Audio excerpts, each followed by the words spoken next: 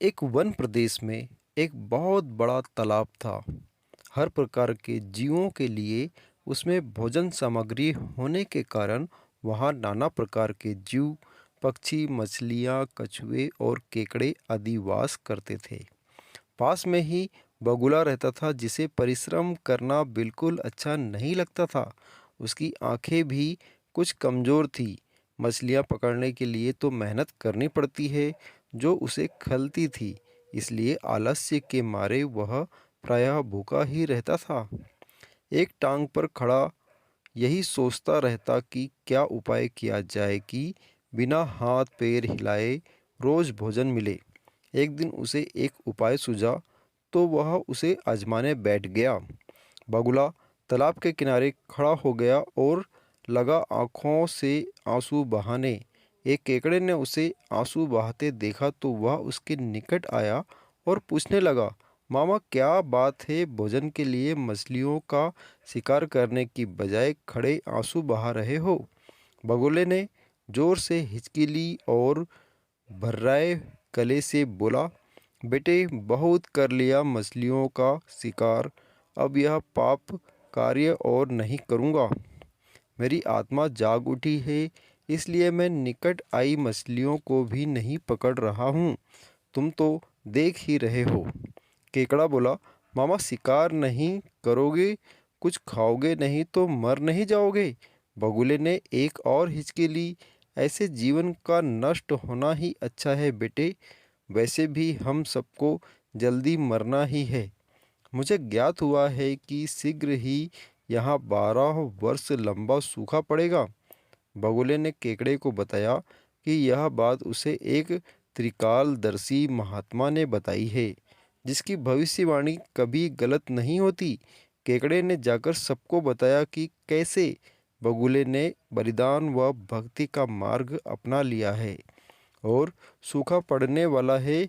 उस तालाब के सारे जीव, मछलियाँ, कछुए, केकड़े, बतखें व सारस आदि दौड़े दौड़े बगुले के पास आए और बोले, भगत मामा, अब तुम ही हमें कोई बचाव का रास्ता बताओ, अपनी अक्ल लड़ाओ, तुम तो महाज्ञानी ही बन गए हो। बगुले ने कुछ सोच कर बताया कि वहाँ से कुछ कोस दूर एक जलाशय है जिसमें पहाड़ी झरना बहकर गिरता रहता है। वह कभी नहीं सूखता।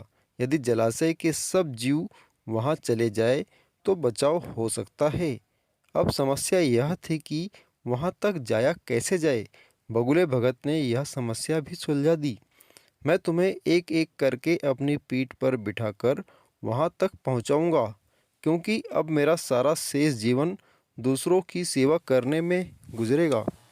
सभी जीवों ने गदगद होकर बगुला भगत जी की जय के नारे लगाए।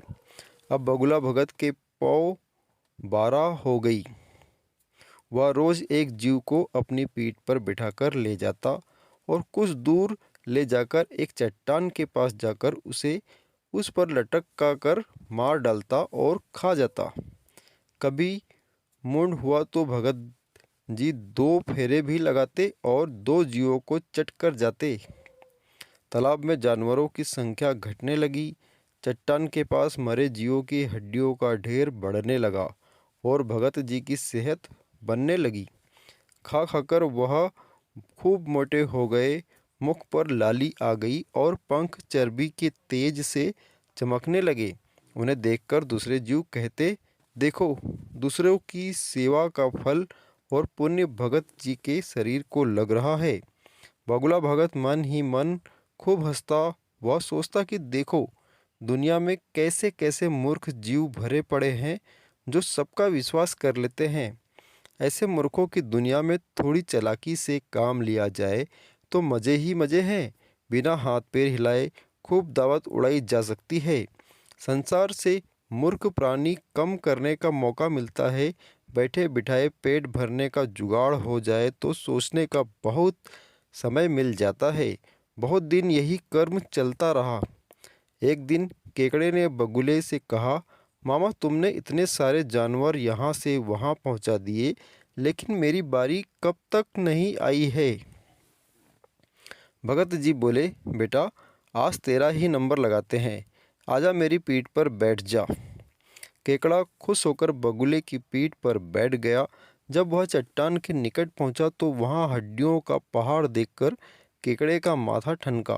वह हकलाया, यह हड्डियों का ढेर कैसा है?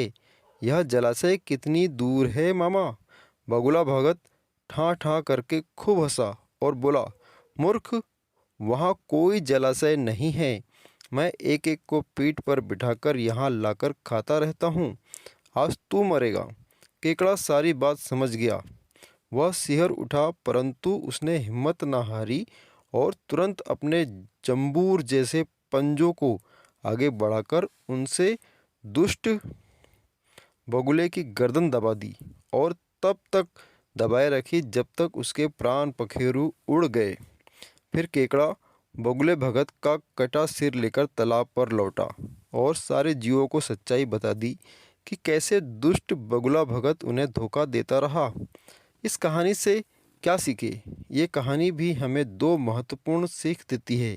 पहली, दूसरों की बातों पर आंखें मूंदकर विश्वास नहीं करना चाहिए। वास्तविक परिस्थितियों के बारे में पहले पता लगा लेना चाहिए। हो सकता है सामने वाला मनगढ़ंत कहानियाँ बना रहा हो और आपको लुभाने की कोशिश कर रहा हो। दूसरा, कठिन से कठिन परिस्थिति और मुसीबत के समय में भी अपना आपा नहीं खोना चाहिए और धीरज व बुद्धिमानी से कार्य करना चाहिए। तो दोस्तों, फिर मिलते हैं एक नई कहानी के साथ। जय हिंद, जय भारत।